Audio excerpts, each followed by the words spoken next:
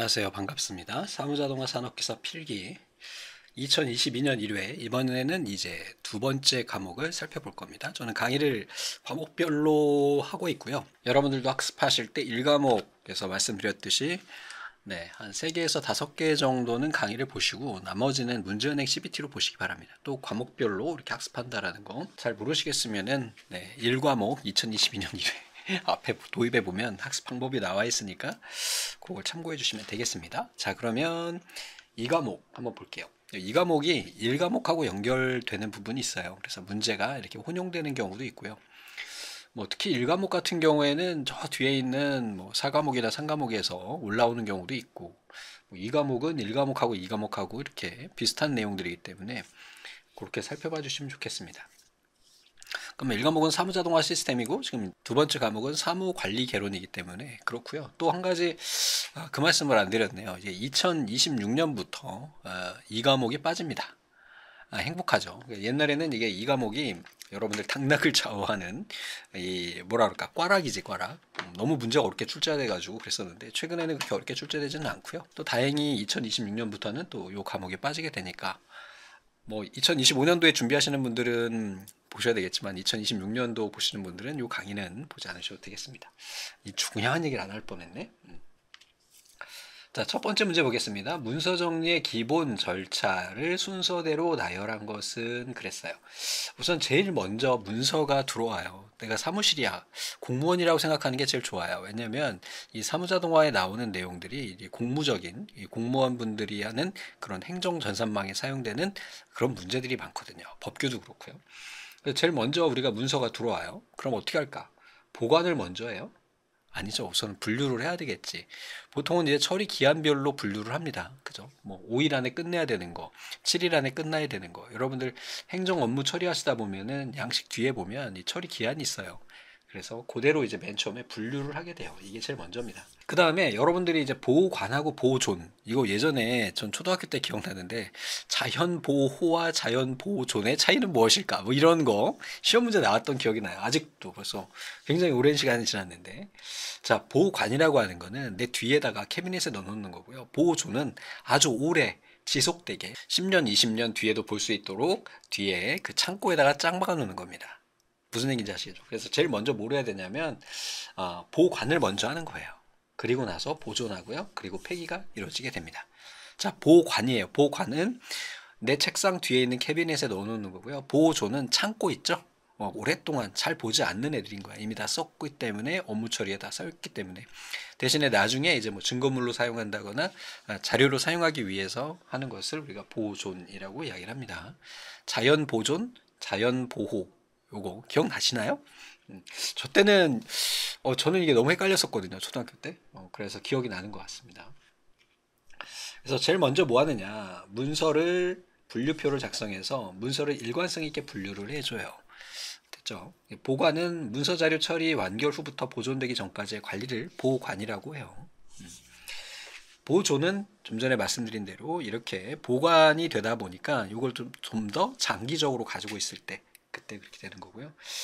필요 없어질 때도 있잖아요. 보통은 이제 5년 넘어가면 굳이 걔네를 보관해가지고 막 창고가 막 넘치고 그러면 안 되니까 그런 애들은 우리가 절단하거나 소각해가지고 폐기를 해버리게 됩니다. 자, 전자상거래에 대한 거 1과목과 크로스되면서 나왔네요. 틀린 것은 그랬습니다. 마케팅, 광고, 구매, 대금 결제 등 기업이나 소비자 간 재반 상거래 절차의 전자적인 구현이다. 맞는 내용이네요. 인터넷을 이용한 유통의 편리함과 저비용을 목표로 개발된 상거래의 새로운 조류이다 그랬어요. 이것도 맞는 내용이고요. 기업과 정부 간에 주로 활용되던 이 시가 인터넷 확산에 따라 EDI로 발전했다. 우리가 1과목에서 많이 봤죠. EDI는 전자문서 교환이잖아요. 이거는 전자상거래고 전혀 다른 내용이죠. 전자문서 교환. 그러니까 다른 타 기관과 문서를 교환을 할 때 예전에는 종이로 보냈다면 지금은 표준화된 양식에 맞게 전자적으로 전송한다. 그래서 신용카드 결제할 때 하는 방식에 대한 걸 한번 몇 번 말씀드린 적이 있어요. 답은 우선 3번이 되겠네요. 칼스는 광속거래라고 하는 의미였죠. 기업 활동 전반에 걸친 복수 기업 간의 정보 교환 및 공유를 위한 전자상거래를 우리가 칼스라고 한다. 이거는 맞네요. 칼스도 1과목에 여러 번 나온 적 있죠. 자, 안소프에 의한 의사결정 유형이 아닌 것은 그랬어요. 안소프라고 하는 학자가 우리가 의사결정에 대한 내용을 이야기를 했는데 그 중에 아닌 걸 찾으래요. 우선은 뭐 답을 먼저 말씀드릴게요. 상황적 의사결정이라는 건 없어요. 의사결정은 우선은 기본적으로 전략적으로 이루어져야 되겠죠. 야, 우리 회사가 10년 뒤에 먹거리를 어떻게 찾아갈지, 어떻게 유지할지에 대한 걸 이야기를 해야 되잖아요.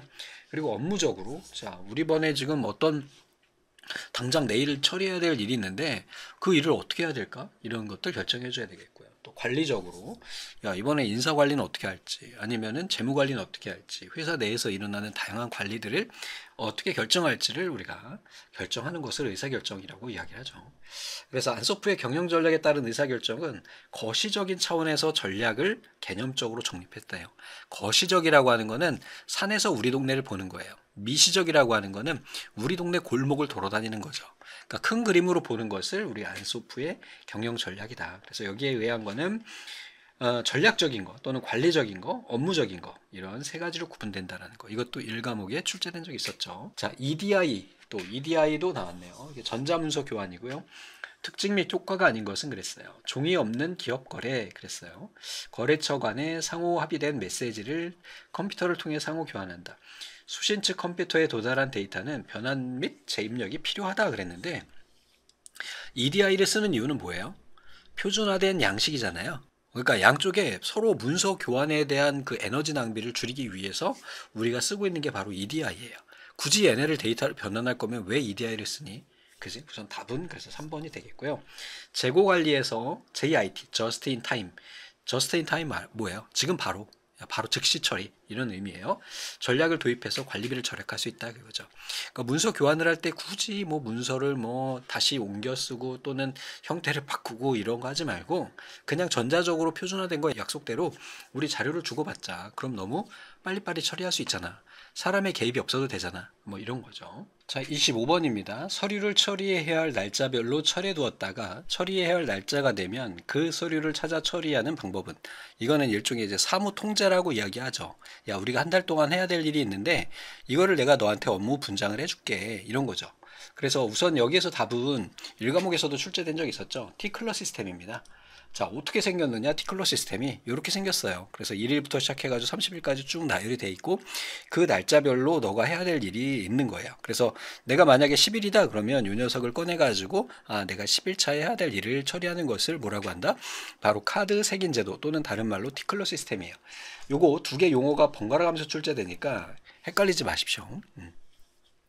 또 자주 출제되는 게 이제 자동 독촉 제도인데 자동 독촉 제도는 이거는 별도의 관리자가 있어요. 그래서 해당하는 일이 업무가 배정이 되면 그때그때 이 사람이 가서 주는 거야. 야, 자동으로 야 책상 위에다 올려놓는 거지. 야, 너 오늘 이거 해야 돼. 그럼 자동으로 독촉이 되는 거지. 그러니까 업무 처리가 이게 그런 식으로 이루어지는 것이고 간투도표는 이게 가로 형태로 이렇게 그래프 그리는 거잖아요. 그래서 야 계획은 여기까지 하고 그다음에 계획이 끝나면 야 설계는 여기서 하고 그래서 요게 뭐 10일차고 여기가 뭐 5일차고 그러면 다음에 이제 설계가 끝나면 실제 구현하자 뭐 구현 이렇게 해가지고 야 20일까지 모두 구현하는 걸로 하자 이게 바로 이제 간트 도표가 됩니다. 보고제도는 출제된 적이 없고요. 요 세 가지는 다 번갈아가면서 출제되니까 모두 다 기억하시기 바랍니다. 자, 기업 경영에 있어 EDI를 통해 얻을 수 있는 전략적 효과가 아닌 것은 그랬어요. 자, 다른 경영관리 시스템과의 통합 좋아요. 거래 상대방과의 관계 증진, 경쟁력의 강화, 인력의 효율적인 관리로 인건비 절약 그랬는데 EDI는 전자문서 교환이지 그제 문서로 교환할 때 사용되는 형태지 인력과는 관련이 없겠죠. 그지? 어떻게 보면 EDI를 통해서 인력을 감축하는 거는 가능하겠죠. 하지만 궁극적인 목적은 기업 간의 거래를 좀 뭐라 할까 빠르게 처리할 수 있는 그런 것을 우리가 EDI라고 한다고 했죠. 자, 27번입니다. 자료의 수집 방법이에요. 자료의 수집 방법인데 일반 사무실 생각하지 마시고요. 공무원이다. 나는 시청에 근무하고 있다라고 생각하시면 됩니다. 자, 납본이라고 하는 방법도 있고요. 구입, 교환 이런 게 있는데 변경이라고 하는 개념은 없습니다. 그래서 예전에는 많이 출제됐는데 최근에는 좀 그렇게 많이 출제 안 되는 편이에요. 자, 납본이라고 하는 거는 각 기관에서 발행된 자료를 납본 받아서 수집하는 거예요. 보통 납본이라고 하는 거는 뭐 예를 들면 화성시에서 뭐 장애인에 대한 뭐 처우 개선 뭐 이런 걸로 통해 가지고 뭐 이런 매뉴얼을 만들어요. 그러면 한 5,000부 정도 찍어가지고 이거를 각 동사무소에 배포합니다. 보통 5개에서 7배씩 이렇게 배포해요. 이게 바로 납본되는 거예요. 우리 사무실로 들어온 거, 우리 동사무소로 들어온 거, 요거 수집하는 게 납본이고요. 구입은 말 그대로 돈 주고 사는 거고요. 교환은 상호 교환하는 거예요. 그리고 과제 부여에 의한 거는 직원한테 야, 이 자료 좀 수집해봐 이런 거죠. 야, 우리 동네에 장애를 가지신 분들이 얼마나 불편하게 지내시니, 어떤 부분이 불편하다니, 이런 것을 이제 과제 부여하고 그걸 수집해서 얻어내는 거죠. 변경이라고 하는 건 없습니다. 자, 경매 또는 이것도 몇 번 출제된 적이 있었어요. 역경매를 통해서 판매자보다 소비자가 시장에서 교섭력을 가지는 전자상거래는 그랬어요. 소비자가 시장 장악력을 가질 수 있다라고 이야기했죠. 경매 또는 역경매래요. 판매자보다 소비자가 우선시 되는 거. 뭐가 있을까 이거? 당근이요. 중고나라요. 번개요. 바로 C2C입니다. C2C. 고객 간의 거래예요. 그치? 야, 이거 좀 비싼데 좀 깎아주세요. 이게 가능하잖아, 우리 당근에서는. 이런 거 기억하시기 바랍니다. 자, 29번입니다. 사무의 의의와 종류에 대한 설명으로 틀린 것은 그랬어요. 자, 우선 기본적으로 사무는 본래 사무하고 지원 사무로 나눠져요. 본래 사무라고 하는 건 뭐죠? 사무 조직의 목적을 수행하는 거죠. 결국은 이 사무를 통해서 의사결정을 위한 자료를 사장님에게 제출하는 게 이제 본래 사무가 되는 거고, 지원 사무는 그 과정 중에 일어나는 다양한 뒤에서 서포트가 돼야 되는 이런 것들을 우리가 지원 사무라고 이야기를 합니다. 자, 1번 사무는 조직의 목적을 수행하는 수단이 되는 거고요. 그쵸? 손발 수족이 되는 거지. 행정 목적을 직접 수행하는 것은 본래 사무이다 그랬고요. 본래 사무는 참모 부분이 담당하는 참모 사무다 그랬는데, 이 참모라고 하는 게 뭐예요? 참모가 일반적으로 뭐 장군님이 계시면 장군의 참모가 있죠. 장군이 하는 일이 본래 사무가 되는 거고, 참모들이 하는 것이 장군을 지원하는 지원 사무가 되는 거예요. 그래서 얘가 잘못된 겁니다. 얘는 맞는 내용이고요. 그래서 보면 본래 사무는요, 그래서 보면 본래 사무는 조직체의 본래의 목적을 달성하기 위해 수행하는 거고, 지원 사무는 참모 부분이 담당하는 거예요. 경영 사무와 상내 사무가 있는데, 전략 계획에 따른 사무로 조직체의 최고 방침이나 정책 의사결정을 위해 행해지는 것을 경영 사무라고 하고, 상내 사무는 반복성의 유무에 의한 사무 중에서 거의 매일 똑같이 상내가 뭐예요? 그냥 매일 일어나는 일들, 이런 것을 처리하는 것을 상내 사무라고 한다. 그래서 이렇게 두 개 구분해서 기억하시면 되겠습니다. 경영과 사무의 관계를 잘못 서술한 것은 그랬어요. 자, 경영이라고 하는 것과 사무. 경영이라고 하는 게 뭐예요? 결국은 우리 회사가 잘 되기 위한 어떤 방법을 강구하는, 즉 의사결정을 찾아가는 과정이고, 사무는 그러한 의사결정을 도와주기 위한 그러한 부분이 되겠죠. 자, 잘못 서술한 거예요. 판매 전표를 작성하는 경우 이는 사무이며 동시에 경영의 판매 활동을 처리하는 것이다. 경영의 목적은 사무에 있고, 경영의 목적이 사무에 있어요? 사무의 목적이 경영에 있는 거지. 그치? 경영이 뭐라고요? 결국은 사무가 뭐라고요? 경영을 영위하기 위해 필요한 자료들을 서포트하는 거잖아요. 그러니까 얘네 순서가 바뀌었어. 사무활동은 작업적 측면과 기능적 측면으로 분류할 수 있다. 뭐 사무활동은 그럴 수 있겠죠. 하지만 경영의 목적이 사무가 아니라 사무의 목적은 경영이 되는 거예요. 순서가 잘못됐네요. 사무의 간소화, 표준화, 기계화는 동시에 경영활동의 간소화, 표준화, 기계화를 성취하는 것이다. 사무 기능도 경영 기능과 같이 생산사무, 재무사무, 인사사무, 판매사무 등으로 나눌 수 있다. 그랬어요. 답은 2번이 되겠네요. 자, 저작물 등 원본 또는 그 복제물을 공중에게 대가를 받거나 받지 아니하고 양도 또는 대여하는 것 그랬어요. 이걸 우리가 배포라고 이야기합니다. 배포. 우리가 발행 이렇게 생각하는 게 아니고요. 배포해. 누구에게나 이제 배포하는 거죠. 그러니까 예를 들어서 제가 노래를 하나 만들었어요. 그러면 어디에다가 배포하나요?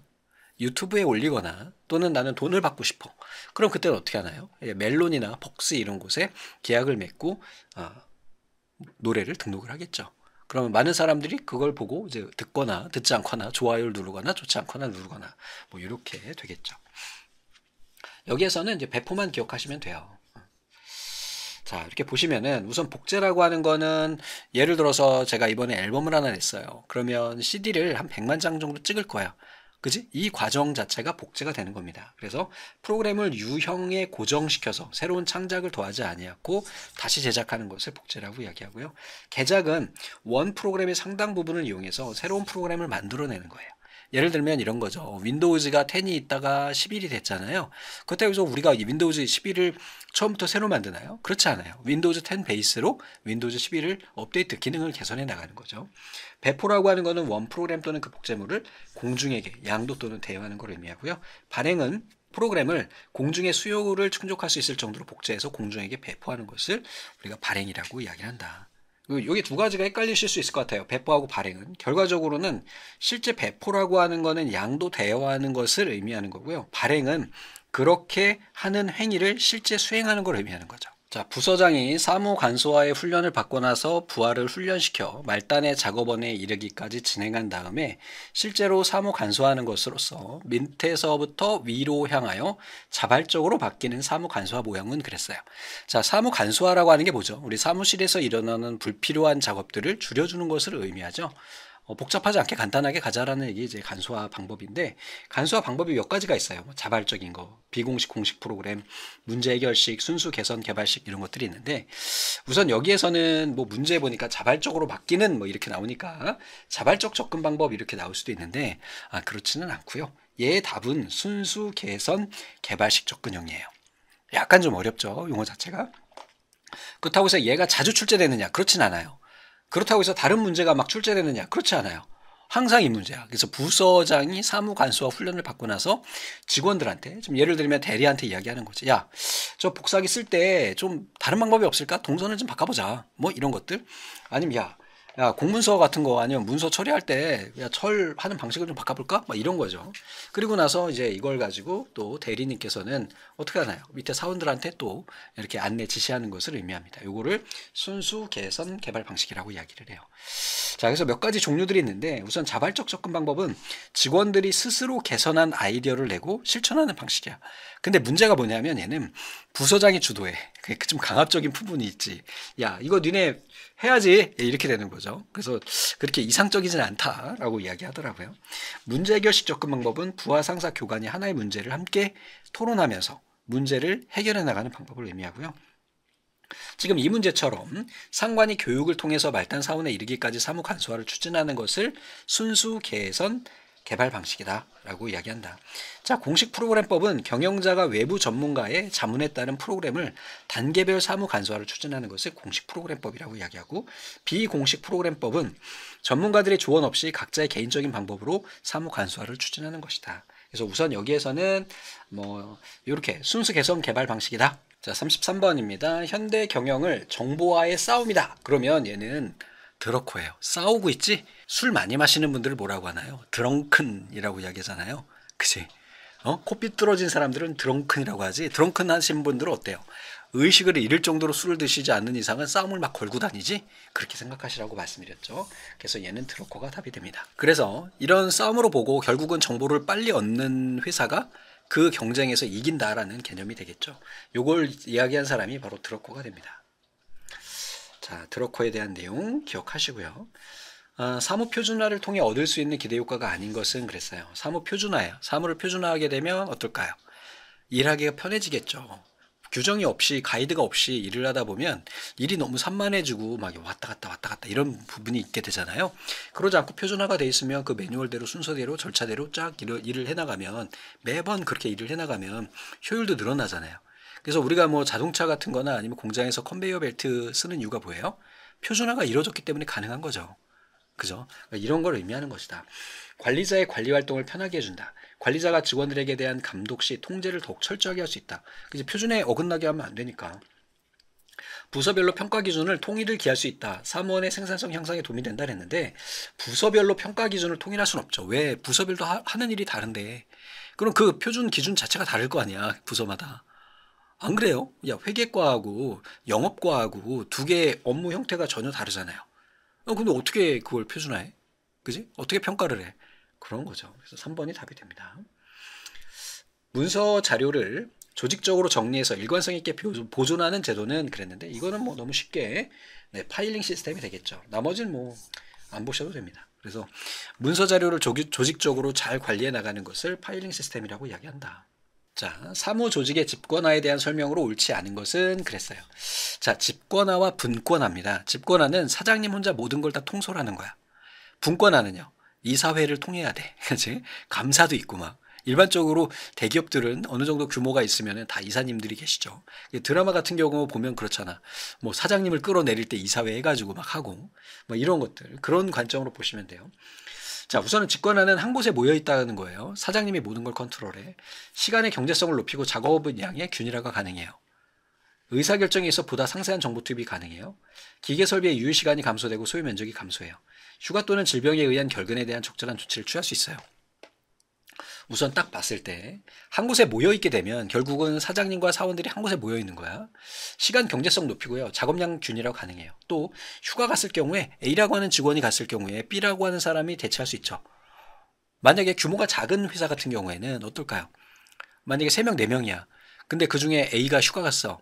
그러면은 나머지 3명은 죽어라. 그걸 다 서포트해야 되겠죠. 그래서 뭐 작은 회사들 같은 경우 휴가 보낼 때 그냥 여름 휴가를 같은 날 다 보내버리잖아. 문 닫는 거지 그냥. 이런 식이죠. 그래서 우선은 1번, 3번은 맞는 것 같아. 기계 설비의 유효 시간이 감소되고 소요 면적이 감소된다.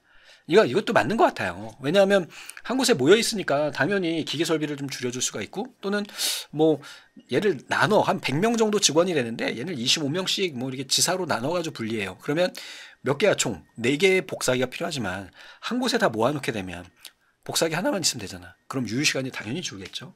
자, 의사결정에 있어서 보다 상세한 정보 투입이 가능하다 그랬는데 이사회가 없어. 예를 들면 이런 거죠. 대통령이 다른 사람 말 안 들어. 그럼 어떻게 돼 나라가? 개꼴 나겠죠? 그래서 이렇게 한 사람한테 너무 권력이 몰리게 되면 의사결정에 있어서 보다 상세한 정보 투입이 불가능해져요. 그지?